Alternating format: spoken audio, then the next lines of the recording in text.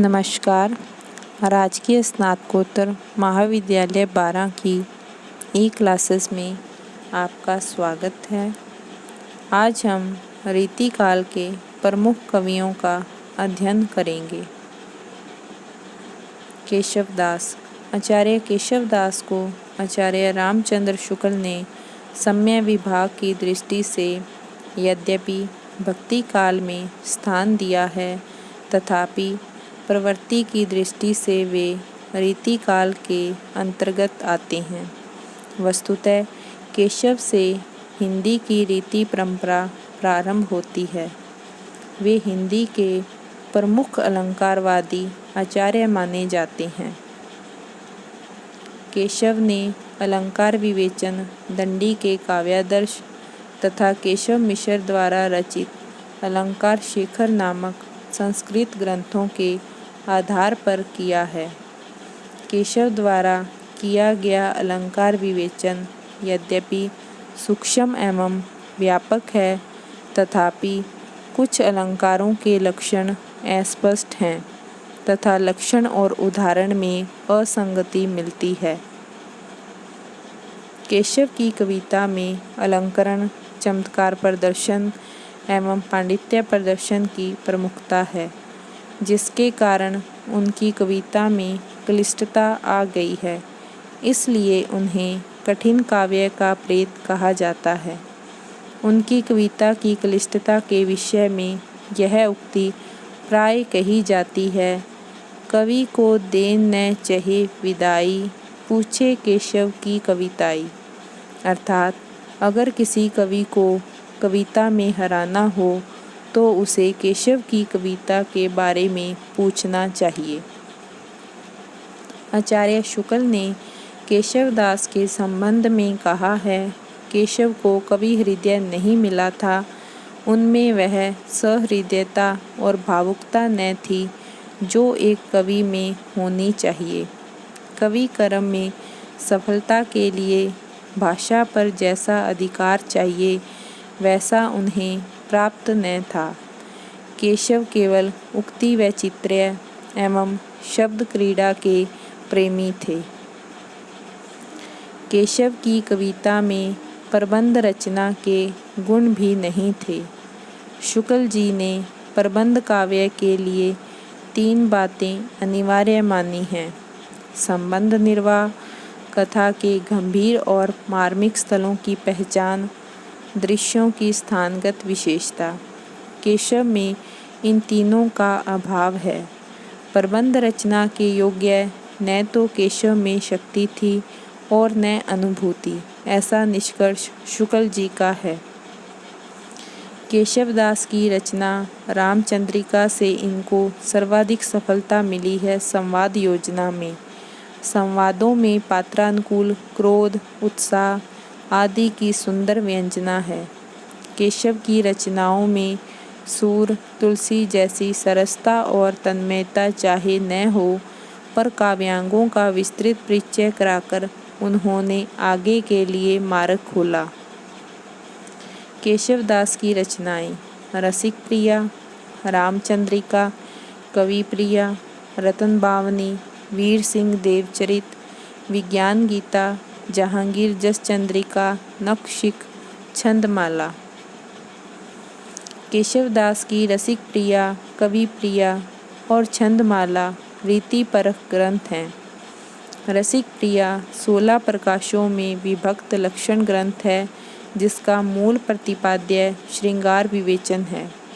इस ग्रंथ के 13 प्रकाशों में तो श्रृंगार चर्चा है तथा शेष 3 प्रकाशों में अन्य रसोवृत्तियों एवं काव्य दोषों का विवेचन है।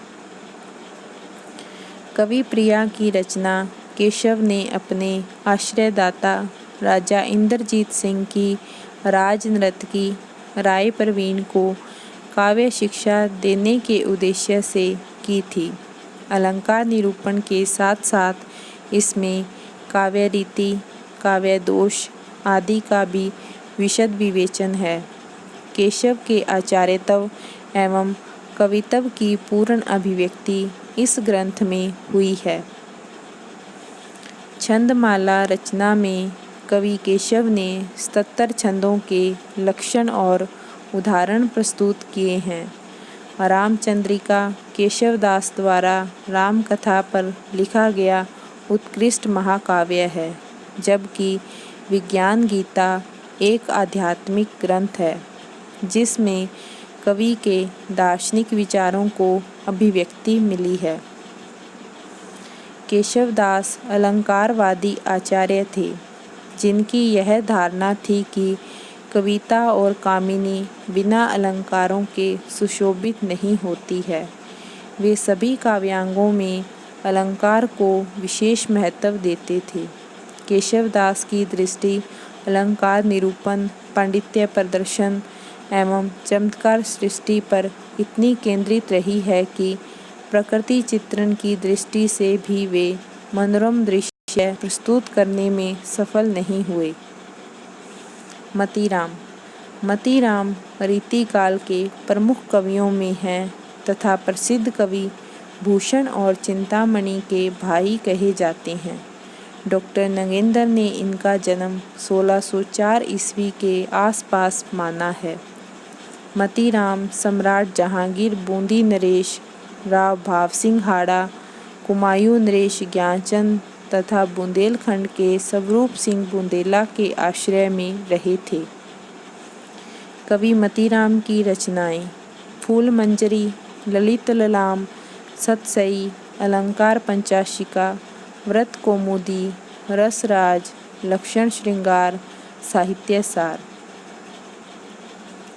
रीति ग्रंथों की दृष्टि से मतीराम की उत्कृष्ट रचनाएं हैं रसराज और ललित ललाम।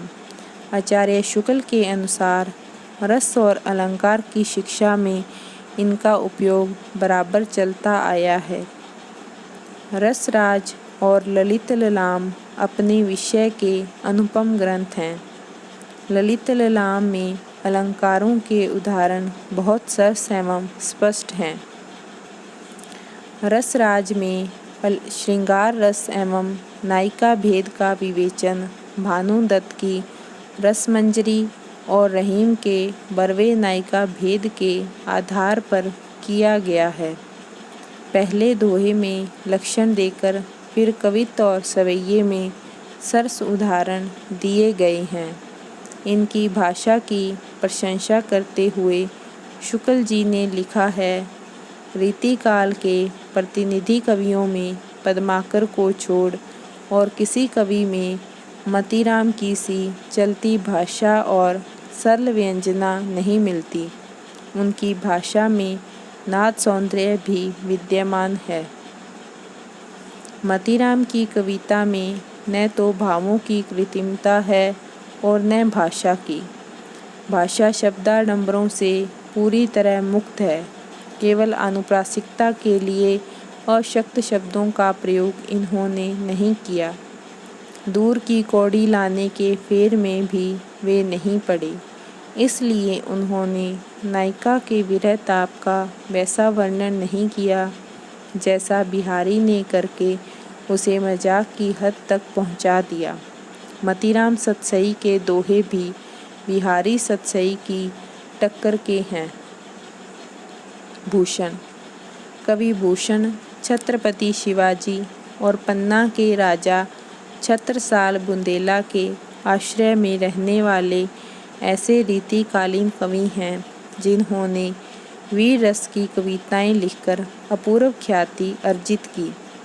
चित्रकूट के राजा रुद्रशाह सोलंकी ने इन्हें भूषण की उपाधि दी थी। वे इस नाम से इतने प्रसिद्ध हुए कि इनका वास्तविक नाम ही किसी को नहीं पता। इनका जन्म काल 1613 ईस्वी माना गया है। भूषण के विषय में कहा जाता है कि इनकी पालकी में स्वयं महाराज छत्रसाल ने अपना कंधा लगाया था। भूषण ने जिन दो नायकों को अपने वीर काव्य का विषय बनाया, वे अन्याय दमन में तत्पर हिंदू धर्म के संरक्षक दो इतिहास प्रसिद्ध वीर महाराज शिवाजी एवं छत्रसाल बुंदेला थे। कवि भूषण द्वारा वर्णित प्रशस्तियाँ रीतिकाल के अन्य कवियों जैसी झूठी खुशामद नहीं थी, अपितु भूषण के उद्गार सारी जनता के हृदय की संपत्ति बन गई। आचार्य शुक्ल के अनुसार इन दो वीरों का जिस उत्साह के साथ सारी हिंदू जनता स्मरण करती है, उसी की व्यंजना भूषण ने की है। वे हिंदू जाति के प्रतिनिधि कवि हैं। भूषण की रचनाएं: शिवराज भूषण, शिवाबावनी, छत्रसाल दशक। अब तक भूषण के लिखे उक्त 3 ग्रंथ ही उपलब्ध हुए हैं। कुछ लोग इनके लिखे 3 और ग्रंथों का उल्लेख करते हैं, जिनके नाम हैं भूषण उल्लास, दूषण उल्लास, भूषण हजारा। कवि भूषण ने शिवराज भूषण और शिवाबावनी की रचना महाराज शिवाजी के आश्रय में रहकर की। इनमें से शिवराज भूषण अलंकार ग्रंथ है, जिसमें 105 अलंकारों के लक्षण और उदाहरण जयदेव कृत चंद्रालोक के आधार पर दिए गए हैं। अलंकारों के लक्षण दोहों में तथा उदाहरण कवित्त सवैयों में हैं। उदाहरण कहीं कहीं लक्षण के अनुरूप नहीं हैं। छत्रसाल दशक में महाराज छत्रसाल की वीरता का वर्णन तो है, तो शिवाबावनी में शिवाजी का बखान है। भूषण की ख्याति आचार्य के रूप में उतनी नहीं है जितनी वीर रस के कवि के रूप में है।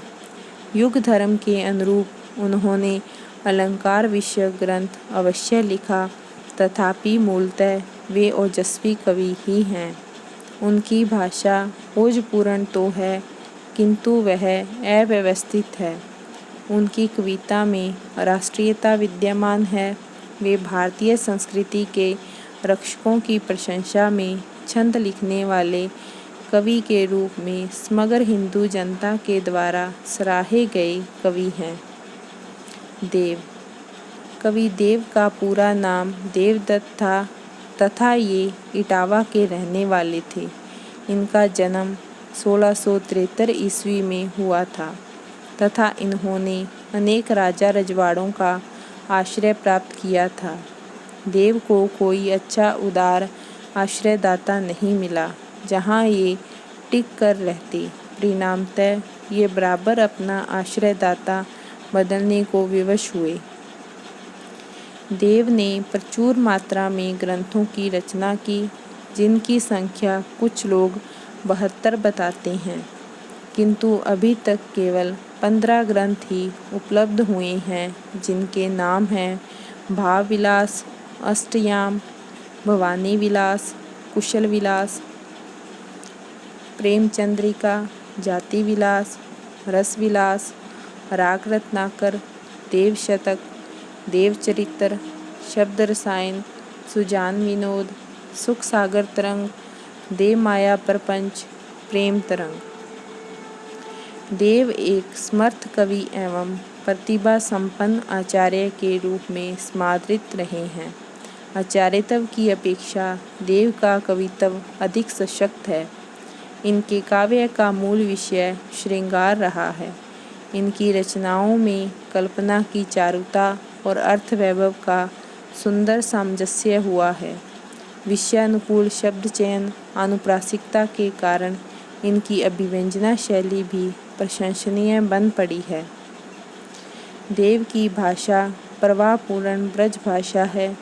रीतिकाल के कवियों में देव बड़े ही प्रगल्भ और प्रतिभा संपन्न कवि थे।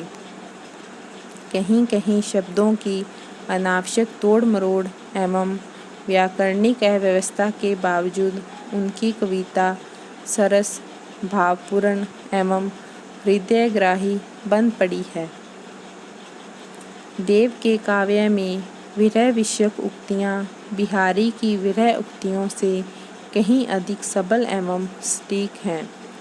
कवि देव ने अपने काव्य में जो विरह व्यंजना की है, वह अत्यंत मार्मिक बन पड़ी है। निश्चय ही देव बिहारी से कुछ मामलों में श्रेष्ठ हैं।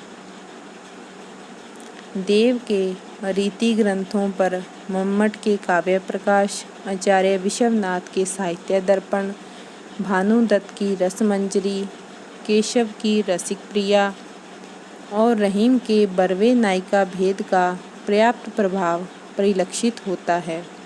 शब्द शक्ति विवेचन में वे अभिधा को उत्तम मानते हैं तथा तात्पर्य नामक एक चौथी शब्द शक्ति की उद्भावना करते हैं।